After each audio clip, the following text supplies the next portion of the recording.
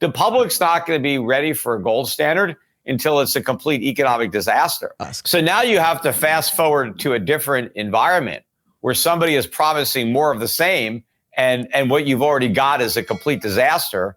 And somebody says, look, I have an idea that, something different. Instead of just destroying the value of our money and us printing up a bunch of money and giving it to you and it has no value, why don't we go back on a gold standard and change the dynamics here. So, yeah, I don't think it's going to work until the public is desperate enough to respond to it. Because as long as they think they can get something for nothing, that's what they want. But once they realize that they can't get something for nothing, that the promises are worthless or as worthless as the money, then there may be a critical mass of voters that finally wakes up and, is willing to consider alternatives. I mean, most people don't want freedom. They don't want individual liberty and limited government. They just want to have stuff, and that's the mentality.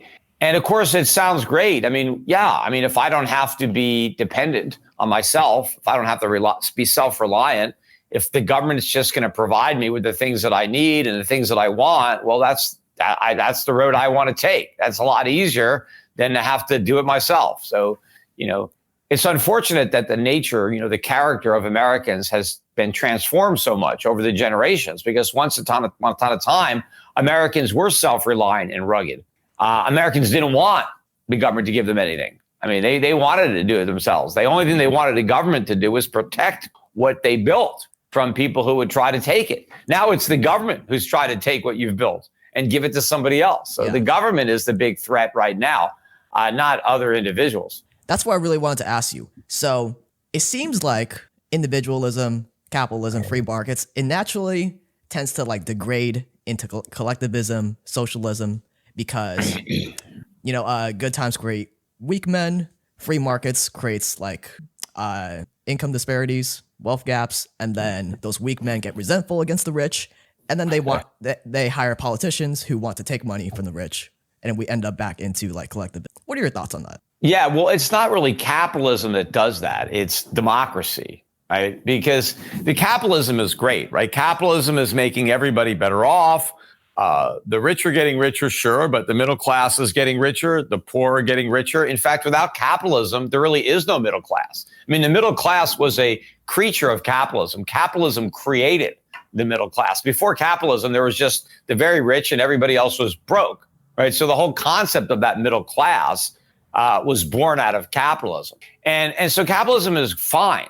It's democracy that plays on human nature, on human greed and human envy. That is the problem, right? Because whenever you have disparities in wealth, you're always going to have people that resent those that are more successful, that have more stuff.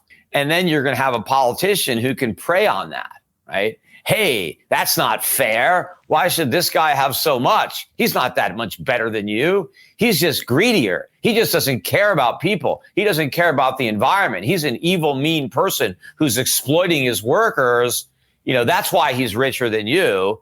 And we're going to level this out. We're going to tax him. And then we're going to take some of that money and give it to you so you can have more stuff, because it's not fair that he has so much. And this is what happens, in democracy. Before we continue, help us by smashing that YouTube like button and subscribe now to this channel. This shows the algorithm that you value the information, and it helps us spread this message. Sharing is caring. Please like and subscribe now. Thank you. And now let's continue. And so that's the flaw. And I think the framers of the U.S. Constitution understood this. And so they created America as a republic. That was their experiment. We could have been a monarchy and we could have made George Washington king, but instead we opted for a republic with a president, with a Congress, and we had a constitution to limit power. But the idea was to not have a democracy, like the failed democracies of ancient Greece, right? Which, our founding fathers, had studied and, understood the problems with democracy. But they thought, okay, we can handle democracy. We'll keep it in check with this Republican form of government. But they left too many holes in it, and, over time, they take advantage of these loopholes, and gradually the constitutional protections, wither away, and democracy creeps in and gets bigger and bigger and bigger. And so, we're very close to the end of this, right? Because it really is socialism at this point. Look at Joe Biden's his new executive order on the unemployment benefits.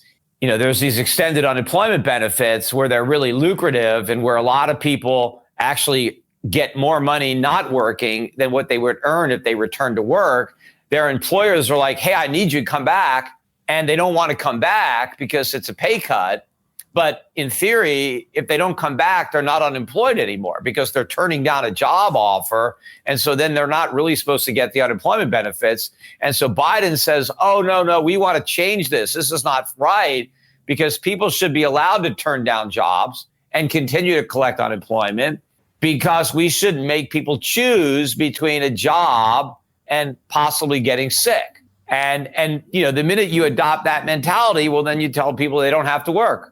They could just opt for money from the government, that they shouldn't have to be forced to have a job, because jobs are risky by their very nature. I mean, whenever you have a job, you could get sick, you could get into a car accident. I mean, you could get bored. All kinds of things, could happen at your job that you don't like. And so, but we are now setting a situation where you have a right to stuff, right? You have a right to health care. You have a right to housing. You have a right to education. You have a right to a certain quality of life. You have a right to a living wage, whether you earn it or not, right? Everybody has a right to all these things, these basic human rights. And of course, none of this is a right. You don't have a right to anything that belongs to somebody else, right? You have, your rights are negative, right? You have a right to be left alone. So you have a right to be free, but you don't have a right to take stuff from other people. And the only way you can have education is if somebody gives it to you. Well, you don't have a right to force somebody to give you anything. That's theft. Now, what these politicians are really talking about are privileges. They want to say, well, we all have special privileges. We have the privilege of health care and the privilege of housing. But all right, well, at whose expense? If you have a privileged class in America, who's funding it? Who is on the hook to provide these privileges? Right. And basically what the media is saying today is, well, there's some group of, wealthy, 1%ers, whoever these guys are, and it's their responsibility to provide you with all this stuff. Right. They're basically the servants and we're the masters. We're the new nobility, and they're the working class. Right. We just get to have lives of leisure, and it's paid for by, the toil of this small, minority of wealthy people. What to do in such a situation? Inform yourself and keep your financial education strong. We from the Compact Group offer our loyal subscribers a free educational portal with first-hand monetary, financial, and economic knowledge. Enter our invite-only Insider Club by clicking the link below. You will get access to first-class information far earlier than the rest. We have prepared a special deal for all our members, where you can access a giant pool of Robert Kiyosaki's financial wisdom for just $1. To find out more, simply click the link below and join our Insider Club absolutely free. But there is more you can and should do. Build up several streams of income. More and more people realize that they have to take their future in their own hands, but they don't know how and where to start. We from Compact offer our Insider Club members unique opportunities. Strengthen your financial muscle and get the edge. Click the link below. Become part of our free Insider Club. No financial obligations. But there's one important thing you have to know. You have to become active. So do it now. Become active, and see you on the other side.